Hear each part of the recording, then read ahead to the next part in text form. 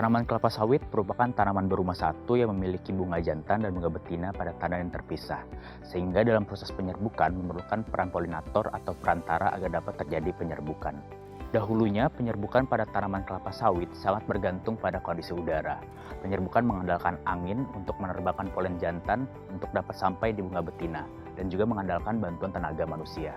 Hal tersebut tentu tidak efektif dan menyebabkan redanya fruit set kelapa sawit di Indonesia dan memerlukan biaya yang besar pada saat itu. Pada tahun 1983, Indonesia mengintroduksi serangga penyerbuk Eladobius camerunicus yang merupakan serangga asli Kamerun, Afrika Barat sebagai serangga penyerbuk kelapa sawit.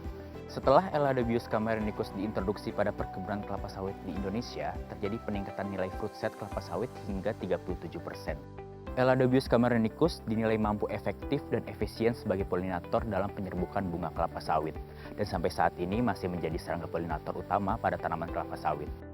Eladobius camerunicus sendiri adalah serangga famili Coleoptera atau kelompok kumbang yang memiliki ukuran tubuh sangat kecil, yaitu memiliki panjang rata-rata 4 mm dan lebar rata-rata 1,5 mm.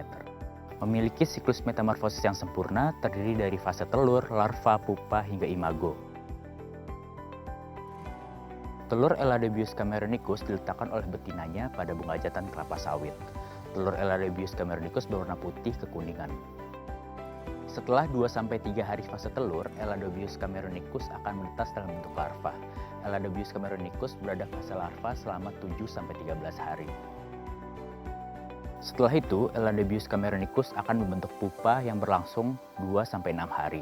Pupa Eladobius camerunicus biasanya berada pada lubang-lubang di ujung bunga jantan kelapa sawit.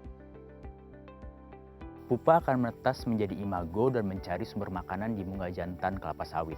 Lama hidup dari fase imago ini adalah 46-65 hari.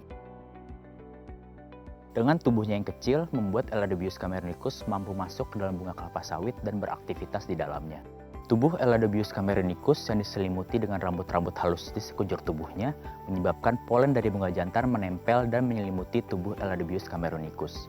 Kehadiran Eladobius camerunicus yang tubuhnya telah terselimuti polen pada bunga betina tersebutlah yang menjadi awal terjadinya polinasi pada bunga betina. Introduksi Eladobius camerunicus di Indonesia telah memberi pengaruh yang besar pada industri perkebunan kelapa sawit hingga saat ini.